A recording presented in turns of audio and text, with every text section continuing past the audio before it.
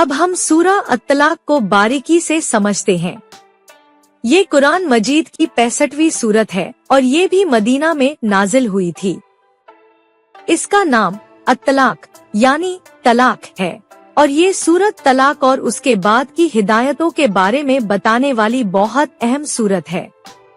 ये सूरत न सिर्फ तलाक के कानून को साफ करती है बल्कि इंसान को अल्लाह की हिकमत और उसकी रहमत पर भरोसा करने की सीख भी देती है। पूरा माहौल और वजह नुज़ूल। ये सूरत उस वक्त नाजिल हुई जब मुसलमान समाज में तलाक के मसले को सही तरह से समझाने की जरूरत थी। पहले लोग तलाक देते वक्त कुछ गलत रिवाज भी करते थे, जैसे कि औरत को बार बार तलाक देना और फिर उसे वापस लेना ताकि उस पर जुल्म किया जा सके। इस सूरत का मकसद तलाक को एक इंसाफ वाला और मुकम्मल सिस्टम बनाना था ताकि औरत और मर्द दोनों का हक सुरक्षित रहे और उनके बीच नाइंसाफी न हो। सूरत की तशरीह, व्याख्या और उसके अंदरूनी पहलू। सूरत की शुरुआत ही पैगंबर सल्लल्लाहु अलैहि वसल्लम को सीधे संबोधित करते हुए होती है, जिसमें तलाक के बुनियादी उसूल बताए गए हैं। अल्लाह का हुक्म है कि जब तलाक दो तो उसकी इद्दत, इंतजार की अवधि के लिए तलाक दो और इस दौरान औरतों को उनके घरों से न निकालो और न ही खुद निकलो, सिवाय इसके कि वो कोई साफ बदकारी कर बैठे। ये इद्दत का वक्त 3 बार पाक मासिक धर्म देखने तक का है। इस दौरान मर्दों का फर्ज है कि वो औरतों को उसी तरह रहने दे जैसे वो रहती आई हैं और उन्हें तकलीफ न दे। अगर वो हमल गर्भ से हैं तो उनकी इद्दत तब तक है जब तक वो बच्चे को जन्म न दे दे। फिर सूरत में मोमिनीन को हिदायत दी गई है कि इद्दत के दौरान औरतों के साथ अच्छा बर्ताव करो, उन पर जुल्म करके अपनी जान को तकलीफ में ना डालो और अगर वो बच्चे को दूध पिलाएं तो उन्हें उसकी मजदूरी इनाम दो। अगर आपस में मनमुटाव हो जाए तो किसी दाई सुलह कराने वाले को लगाओ। फिर एक बहुत अहम बात कही गई है कि अगर कोई शख्स अल्लाह से डरेगा तो अल्लाह उसके काम में आसानी पैदा कर देगा।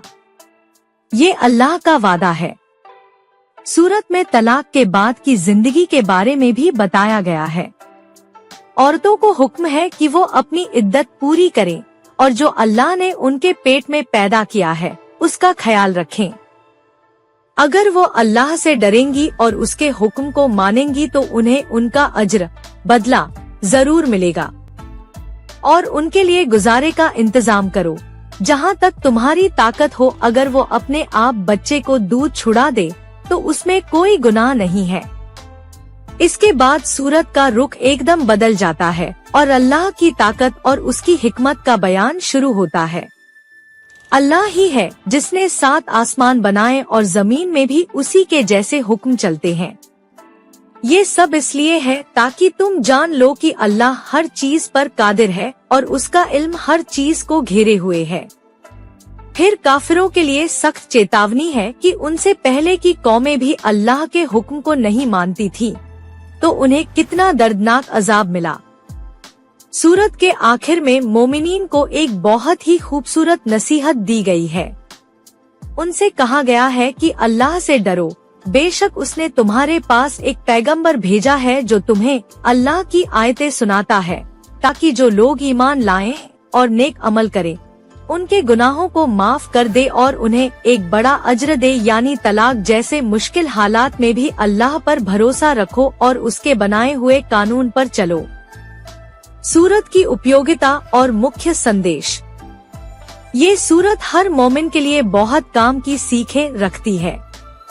सबसे पहले तो ये हमें तलाक जैसे नाजुक मामले में इंसाफ और हिकमत का तरीका सिखाती है ताकि औरत का हक मारा न जाए और न ही मर्द पर जुल्म हो। दूसरा, ये सूरत हमें अल्लाह की हिकमत और उसकी रहमत पर भरोसा करना सिखाती है। ये बताती है कि अगर इंसान अल्लाह से डरेगा तो अल्लाह उसके हर मुश्किल काम को आसान कर देगा। तीसरा, ये सूरत हमें अल्लाह की कुदरत और उसके इल्म का एहसास दिलाती है ताकि हमें पता चले कि हर चीज उसी के कब्जे में है और उसी के हुक्म से चलती है। आखिर में ये सूरत हमें ये यकीन दिलाती है कि अल्लाह का भेजा हुआ पैगंबर और किताब हमारी जिंदगी के हर मोड़ पर हमारी रहनुमाई करने के लिए काफी है। निष्कर्ष, सूरह अत-तलाक एक ऐसी सूरत है जो इंसान के निजी और पारिवारिक जीवन की एक बहुत अहम जरूरत को पूरा करती है। ये हमें सिखाती है कि जिंदगी के कठिन वक्त में भी अल्लाह के बनाए हुए कानून से हटना नहीं चाहिए। ये सूरत औरत की इज्जत और हक की हिफाजत करती है और मर्द को जिम्मेदार बनाती है।